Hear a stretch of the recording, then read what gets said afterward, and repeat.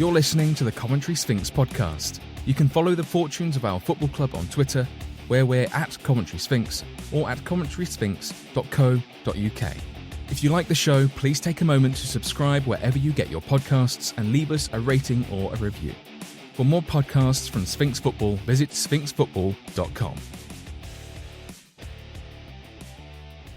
Hello and welcome to episode 6 of the Coventry Sphinx podcast with me, Chris Nee, and Shaun Thomas, one of our club's joint managers. And this week with John Woodward, the other joint manager. This is a podcast about a football club from one Saturday to the next and everything in between. And in this week's episode, we'll be covering a number of bases, including our penalty shootout FA Cup win over Romulus last Tuesday, 4 excellent penalties taken by the Sphinx boys and a good performance in goal from Tom Cross from the 90 minutes, never mind the penalty shootout itself, and a little bit of drama towards the end to talk about as well. We'll have a look at the start of the league season in the Midland Football League Premier Division coming up this coming Tuesday against Selston at home. And, as I've mentioned, we'll meet John Woodward and we'll ask him about his approach to coaching, working with Shaun, and how the two of them function together as joint managers of the club. And that's where we start this week's show. Over to me with Shaun Thomas and John Woodward. Big John, welcome to the podcast. Good evening. Finally with us after a few weeks of just Shaun. Yeah, I've been listening to Shaun. He's doing very well. We're recording with you for the first time, so why don't you tell us a bit about your coaching career, how you got to the point where you were brought in as joint assistant manager with Lee Nibs? Probably a long career. Had involvement with kids' teams. Then I came across here probably at under 15s with a view then to get involved with the Midland Floodlit Youth League. Ran the youth team for 4 years. I think possibly Shaun played for me a little while, yes. First engagement then with Lee Nibs because he was doing the reserves, so I was then doing the youth team and the reserves, so it was quite a packed week. Lee moved on then to Barwell, and then I moved in initially then with Paul Charnley, probably as a coach first team. Then Paul left, so then myself and Danny was the manager, I was assistant - coach again. I think Jim was involved back then. Then we had a little bit of a fallout. So I left the club. These things happen. Also, Callum then left. He went to Colville and then eventually became a assistant manager - coach, if you like, more so of a coach. Had some fantastic years there. The year previous to being a coach was they got to the Vars final, it was a great club to be involved with. Certainly learnt a lot saw the way other clubs do things. So I always was a little bit naive and thought the Sphinx was the be-all and end-all. When you realise sometimes you go to other clubs that they do things differently. Colville were a very up-and-coming club. And I had a little bit of time out, and then ex-Colville player Cam Stewart took over at Coleshill, and he asked me then to go and help him out. So we did that for that one season, and they got promoted. Okay, so it was good experience out of this league. And then that's when Lee asked me to come back 2 seasons ago, and here we are now. If I were to push you to put a label on your coaching philosophy, what type of coach you are, what style you are, what's the first thing that comes to mind? Compare it to Shaun. I think I've probably mellowed out over the years. I know sometimes Shaun gets a bit excited, and I was probably like that 20 odd years ago, and get a bit irate. I think I'll probably calm down a lot, mellowed out a little bit, and I think coaching's changed a bit now. I don't think you get much out of players if you're ranting and raging at them. Every now and again you might need to, but I think there's a certain way that you have to speak to them, I think, now. You need the headroom as well. If you're shouting at them every Saturday, then when you do it and you really need to, it doesn't have quite the same clout. No, because if you're doing it all the time, then they'll probably stop listening a bit, but when you get passionate nights like on Tuesday, then, every night you do get a bit excitable and probably shout things at wrong times. But I think it's been a lot better. You're talking to players a lot more.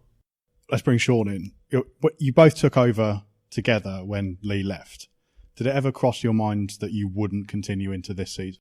Originally when Lee left, I think there was a couple of weeks where actually we were just holding the fort and we were a little bit uncertain about whether or not we were the right people for the job, whether or not the club wanted to go outside the caretakers as it was at the time. And I think we had a big meeting, didn't we, where we all sat down and I think it became apparent that they did want to back us, and they're doing what Sphinx do really well, actually. They promote people, or they stick to what they know. So we spoke about players before. They always seem to have a bit of a connection. I think Sphinx tend to stick with people who have got a connection to the club, because it just helps that continuity. So everyone knows what it means to be the manager or be a player of the Sphinx. And so for a long time, we still weren't sure whether or not we'd been officially appointed, did we? But I don't think we still have. we were still just holding the fort. But what we said originally was we'd give it a good go, and I thought that was a pretty good mantra from John, because I think certainly in my position it was a brand new to the management, and so you want to try and win every game. You want to try and be the best that you can be, and that's what we always both aim to be. But John just said to me, we'll give it a good go and see where we take it, because if not, you'll go under pretty quickly, because it's pretty stressful at times, isn't it? I think it's fair to say. And so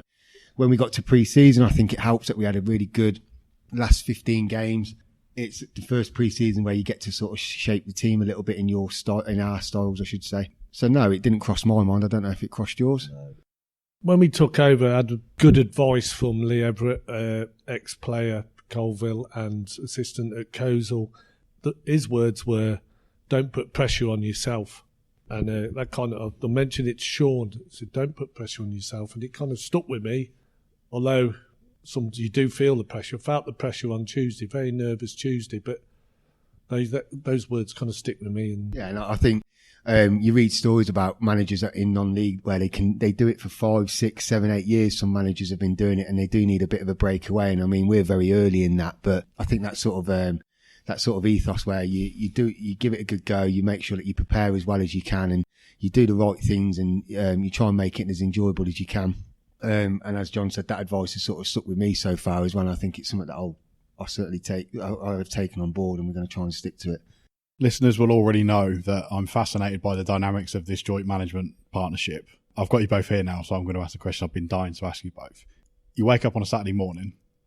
Who calls who? What time do you first talk on a Saturday morning on a match day? Both. God knows.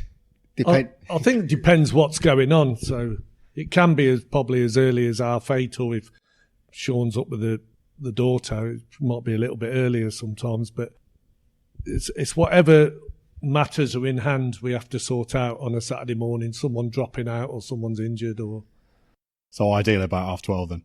Yeah. So I mean, as I've mentioned it a couple of times so far, I think although we see each other for about four, in match day actually more than that, 7-8 hours a week, there's an extra 3-4 hours on top of that. Certainly on the way home, you're the first person that I end up calling most days from work, and we have a chat about how our work's been and things like that, and then we get round to the matters in hand. And so you're just constantly talking to people, and I think that's part of the dynamic where certainly previously it's been easier because you can hide behind the manager. So when you're an assistant, the manager makes the tough decisions, but we have to come to those decisions between us now, and either one of us are comfortable delivering them now. I do think jobs now are a two-man job. I really do. I mean, Shaun's very good at doing all the texting side of things, and I think it is a two-man job. Maybe a lot more clubs might go down that route. Do the players have a favourite? I've got an independent adjudicator in the room as well. What are we saying, Jim? I would say that certain players have got their favourite. For some, I'd say it's Shaun, and for some, I'd say it's John.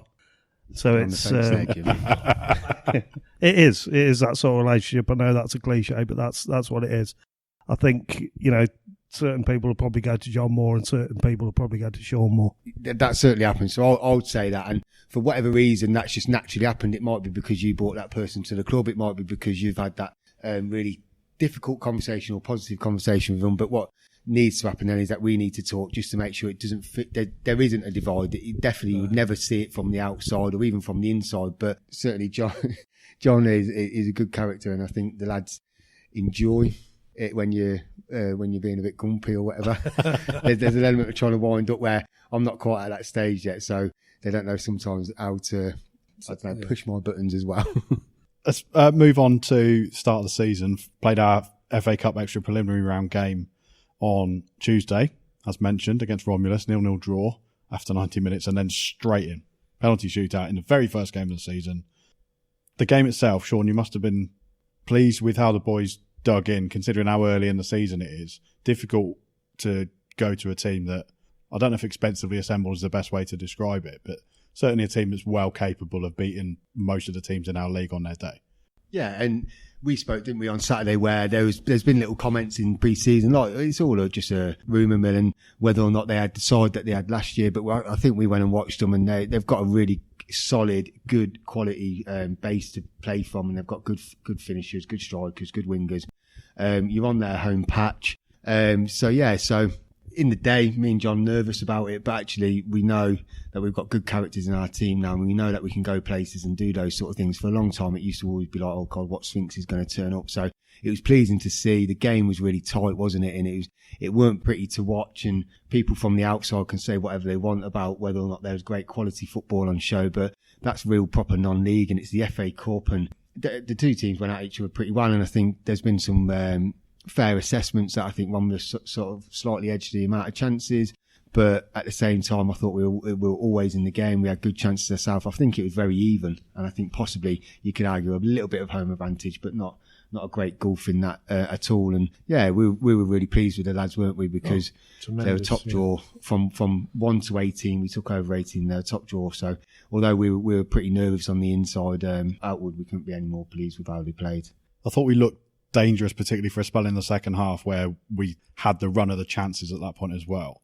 And it seemed to come when we were able to get right on top of their right back, whether it was Crossy going direct to him. We were able to get that ball out there and really put pressure on them and create chances. Is that type of thing something that you identified during the game, or did the players play their part in that as well? I'd say probably a bit of both, yeah. Their two centre halves won too much airily and probably unopposed really for our liking. So, our front two have got to put centre halves under pressure a bit more airily, even if it's little flick-ons. You get the likes of Loz in and Danny in. Yeah, the players take a bit of credit because then Crossy was identifying Loz at times and Danny, trying to isolate the fullbacks a bit. So we weren't having much joy down the middle, really, were we? We came to stoppage time. Liam Kearns goes down injured. They have then a relatively long period of play on the ball. Ball came to Tom Cross in goal, and he played the ball out. And then there was what I would describe as at least an attempt to send a long throw over Tom for whatever reason that might have been. Whether it was the player in the 6-yard box, I'm not going to say. That created a bit of a melee. What was your take on that on the sidelines, John? Yeah, I think we all reacted, we sort of, no uncertain terms, sort of said, hey, bang out of order, that's, poor gamesmanship, and it sort of fueled the fire a little bit, and then it sort of then overspilled then onto the pitch, didn't it? But long term there, it kind of fired us up really then for the penalties. Yeah, and you could see that with the first save that Tom made from the shootout as well, happened to be someone that he really wanted to save the penalty from. And after the save, you can see how fired up he still was, a few minutes later, been booked after the final whistle, saves the first penalty, and he's still full of fire. And yeah, I think John assessed it, summed it up really well, that whatever the outcome that they wanted to happen from that, it did feel a bit like a bit of bang out of order, didn't it? And whether or not they did or not, it's all put to bed now. There's no hard feelings about it. I actually spoke to the young lad when we were stood waiting for the penalty to be taken. I said, look, it's a long time in football. You don't really need your reputation associated with something like that, even though it's a big wide world. We're only two teams playing in a game. But he just said to me, look, I wanted to win the game. And I actually thought, fair play to you, because you've been pretty honest there. And although it's not something that you'd want to be winning a game from, but he just said, I wanted to play a game as a young kid. And in the end, no issue with him. Hopefully he learns from it, and it's not the greatest thing to do in the world, if that is if he did mean to do it. But yeah, certainly from not from us necessarily, but from our lads, it certainly put a little bit of an extra spring in their step, and they wanted to then really focus into that penalty shootout, and our penalties were top draw, weren't they? So yeah, that's football. You'd miss it if it had no emotion attached to it, and one of the reasons why we get so sucked into non-league football, because it has got those little flashpoints. And I think you go into a penalty shootout with Tom in goal, and you always fancy him to save at least one or two, which gives you that head start. And it happened that we got the head start right from the beginning in that one. But it's important in all of the praise of the goalkeeper not to overlook the fact that, looking back, we sent 4 players up to take a penalty, and every one of them gave the goalkeeper absolutely zero chance of saving it. So I don't know what I was worried about. No, going probably into the last 5 minutes, we'd got in our head 4 players to take the penalties. And then it was probably looking for the 5th one, if you like. Jack Downs then, he was quite buoyant and said, "Yeah, I'll take one." Very confident. So yeah, I think it was a good choice of penalty takers. I think Crossy might have been then the 6th one if it had gone into sudden death. I think what Crossy did, he's a big lad, isn't he? He's 6 foot whatever, and when he makes his decision, even if the penalty's well struck, he got close to every single one actually. And the other 2 that went in were good penalties. They're right in the bottom corner or just inside the post. And our guys were pretty good. And I don't want to say we were surprised, because it's not being surprised, but when everyone is hit as well as it was, it gives the other lad great confidence to go up and strike theirs as well. And at the end of the day, we said to them that whatever happens, we stick together. Whatever happens, if you win or lose that game, you're going to get an earful from someone from the opposing side. So you just got to take it with a bit of dignity, whether or not you win or lose. And they did do that. And for all the franticness at the end, everyone walked off pretty well, and they all shook each other's hands, and there were some decent little comments between them. Yeah, they were complimentary, yeah. It's a fair play to them. I like them. They're some good lads there. They're a good, honest side. Have you spoken to Liam? Any news on his injury? Wow. We've seen a picture today. Very bruised, very swollen. 2 bruised and 2 swollen to get any update from the hospital, they said. So I have seen rolled ankles that come up really quickly, bruising wise, and they're those horrible, thick, purpley sort of bruises. So he's got his feet up, shall we say, and we'll see how he goes over the next couple of weeks. He did say ligaments, but yeah, looks very swollen. So he's probably out for a couple of weeks. I think he's going to slip in a little holiday to Dubai on all accounts. Yeah, sounds about right. So yeah, we'll miss him, but we got a good squad, and it's someone else now can step up to the plate. Well, we spoke about midfield previously, and it feels like we've got the options there that now become depth. Yeah, and we've had another look at a lad tonight, and again, we don't necessarily want to convey about, but the hardest thing is when you're not sure on your first 11 or your first 14. And I think we're fairly confident on that now, and that's shown in the last 4 games. But equally, Jack Downs, Harvey are pushing those 3, and someone gets a chance now, and if they take it, then Liam's got to fight back in like the rest of them. And Liam's a really honest lad, and he knows that, and I don't think it's any surprise to anyone that he started the season really well. So it'd be a miss, but at the end of the day, we're in a lot better position than what we have been previously to just deal with those sort of unplanned injuries.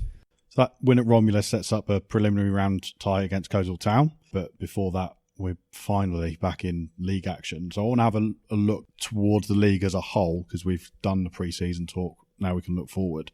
Shaun, we've spoken previously, I think, about various time markers through the season where rather than set a target for the whole of the campaign, you pick various times where you want to have achieved certain things. Are those things that you talk about and establish as a pair? Yes and no. So what we would try to avoid is setting some arbitrary targets, because then that puts that pressure on. We're trying to avoid putting pressure on ourselves if we are honestly deep down. So what you don't want to do is go into it and say we must win our first 10 games, because that's a really hard task to do. So we have spoken about, if you are successful in this league, you're going to have to be a very good side, and so you pick up your wins when you're playing well, and you don't lose when you're not playing so well. So that's the target, and we've got now a really clear picture in our head about certain teams when we play home and away. You know, our formation is becoming flexible in that we've got good options in different areas. So to be good in this league, you need to be picking up points in the first couple of months, and then once you go past Christmas, if you're in a good position, then it gives you an opportunity to drive on. But I mean, we've been in really good positions 2 years ago where we were second post Christmas, and it sort of fell away. And so again, our form is pretty good at the minute, and we won't get too excited if it continues in being really good. We won't get too down if it goes a little bit hit and miss. But I don't know what you think about that, John. I haven't set necessarily. What I don't want to do is tie ourselves into saying we're going to finish here or on an X amount of points. But you want to try and improve year on year, don't you? Yeah, I think it's hard to start predicting where you should be. I mean, no one's ever really said, a remit of the club, what they see as a successful season.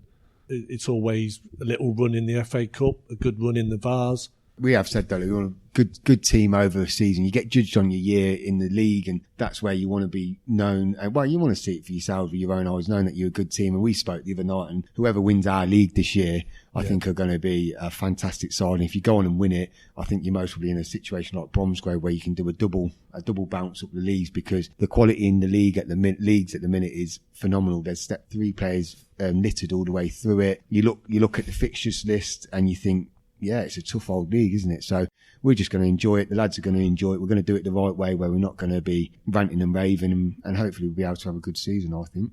My next question is about the fixture list, funny enough. As a supporter, that is a bit of a moment when we get to look through and figure out all the trips we're going on, who we play on certain weekends. Boxing Day is always a big one to look out for.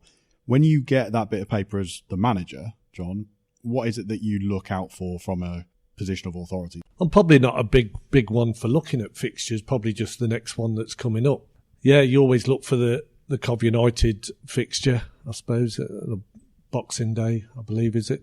But I think we scanned, there was some fixtures left in the changing room, the Nuneaton Griff game, and you just scanned down it, both of us did, and we just went, oh my God, there's no easy games there. Even if you're playing, bottom of the league, if you like, Selston, who were down there before the lockdown, no easy games at all.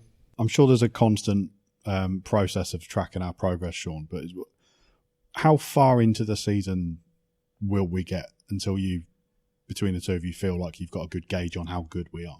I think if you're not doing very well after 10 games, you might need to start having a think, because you end up losing your job pretty quickly if you don't. But you start to build up pictures in your head about who's going to be strong, who's going to be, and what you do is essentially when you're picking up points against any teams, you're doing an all right job there, because like John said, it's not an easy league to be picking up points from. So there's some little key teams, so teams are always going to be strong. So if you start playing those games and you're coming out not getting beat, or you're beating those teams, I think you can always give yourself a good barometer.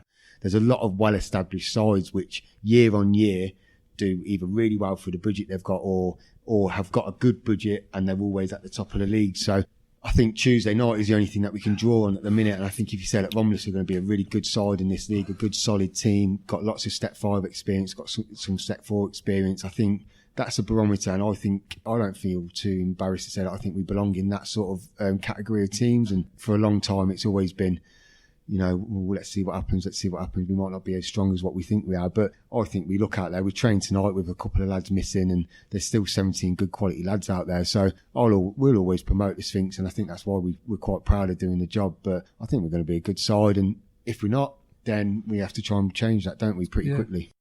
The first league game of the season is next Tuesday, 8th of September, here at Sphinx Drive, face Selston. They were in our league for the first time last season, largely struggled a bit, as you say, John, but we struggled a bit with them on occasion as well. Yeah, we did. We went up there. I think it was probably the second game we took over, and we found ourselves 1-0 down. And look, we did well to turn it round, but it was a hard place to go. Not the best of facilities, if you remember, getting changed in a cubbyhole and a walk down to not the best pitch in the world.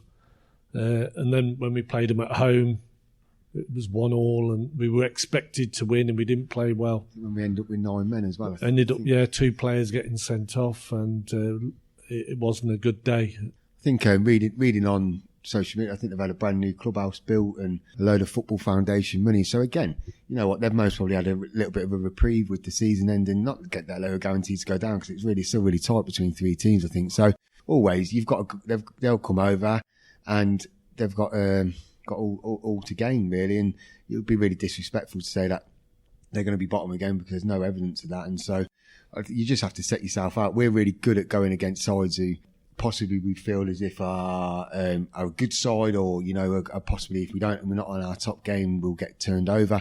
So that's the mentality that we're trying to build into them, that no matter the game, they need to earn the right to play first. We've changed a few players, strengthened a few areas, and I imagine you don't yet have a fully rounded view of what Selston have done in the same period of time. So does looking back on those 2 games, which I think were illustrative last season, factor into your preparation this time around at all, or is it just, it's Selston, it could be anybody, this is how we prepare? Yeah, I think the latter. Yeah, I think you forget about last year, and I think we're in a stronger position, and they possibly have strengthened as well. Yeah, they had a new manager, didn't they, towards the end? I don't know if he's still there now, but just concentrate on us, and we've got to be in the right mind frame on Tuesday, and treat every game that, like we're playing Romulus or Bedworth, like the pre-season. We're better when we come up against better sides. The players raise themselves for those games. It's when we possibly play lesser sides that we let ourselves down a little bit. Is there a meaningful difference between starting the season at home and starting away in terms of the process for preparing a player?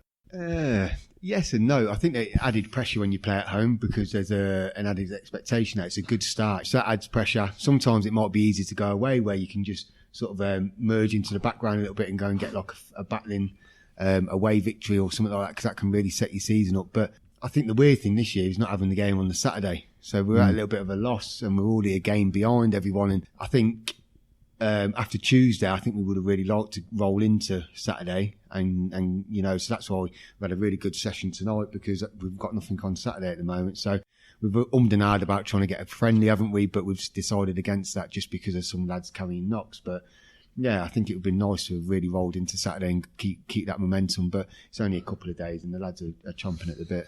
There was a lot of brief opportunity of Russell wanting a friendly, and I just think that would have been another physical, tough game that we probably just didn't need after Tuesday, and maybe a weekend off will do them good, because we're not going to get many Saturdays off. It's going to be Tuesday, Saturday, quite relentless. Yeah, well, it's coming up now. Pretty much after that Saturday off, we go Tuesday in the league, then we're into Saturday with a cup game now, thankfully, which is positive, and then straight into a very heavy period of fixtures. Does that come into your thinking in terms of team selection this early into the season, where you've got players that you can rotate and you can take people out to put people in? Yeah, we have a lot. Our main conversation topic at the moment is the squad that we're trying to manage, and we keep feeding into the lads that you need a really strong squad. But that's not to say that some lads who are not playing at the moment don't get other opportunities, and it might get their head swayed and things like that. So we're really keen on getting a consistent side, but that's a consistent 16 rather than the 11. And I think it's hard to explain, but at the moment I still think we're developing the side. We're not the finished article, so I think you want to play your team and play them often. But then we are risking of being over-reliant on some players. We're not giving the lads the opportunity who have worked really hard over pre-season. So it's a fine balancing that to get actually. And we have loads of conversations with the lads, and just patience is the main word at the moment. So we're really fortunate to be backed up by a really strong youth team. So we have got a little bit of a luxury there. But again, I think what naturally happens when we get into Tuesday, Saturday, you'll naturally pick up knocks, you'll naturally pick up injuries, suspensions, yeah. And that's where you need that squad. So although the lads, I think they trust our word at the moment, they do need to see some of that sort of like those words coming into action. Last question for the week. I'll throw it to you, John. We've put in an extra friendly towards the end of pre-season after a couple of losses, added that fixture in and finished pre-season on a real high, took that into Romulus and won that game. That decision has just slightly turned the tide of how we go into this season, so hopefully the results will follow. Yeah, I was pleased with the Bedworth result. That was good, solid performance, reduced them to no chances whatsoever, especially after the Hinckley night was a bit disappointing for all of us. Players were disappointed, didn't quite get what we were doing. Generally disappointing night, but from then on, Bedworth was excellent. The Chelmsford Town one dropped in nicely on the Wednesday, and that was another good game. That was a good hard-fought game. And then obviously the Griff then on the Saturday. So yeah, I think finishing quite strong gave us a bit of impetus. Thank you to Shaun and to John for this week's chat. The start of the season is always exciting as a football supporter, and at our level we don't really get a run up to it. We're straight into the serious stuff. That's why it's so pleasing to see the team hit the ground running and get through what was a very tricky FA Cup tie, as they all are for us at this time of year. The next game's had a few mentions already, but it bears repeating. We start our Midland Football League Premier Division season against Selston this coming Tuesday, the 8th of September, here at Sphinx Drive. That's all for this week. Shaun and I will be back in 7 days or so to get stuck into September's games. See you then. Thanks for listening to the Coventry Sphinx podcast, a Sphinx Football production. For more of our podcasts, visit sphinxfootball.com.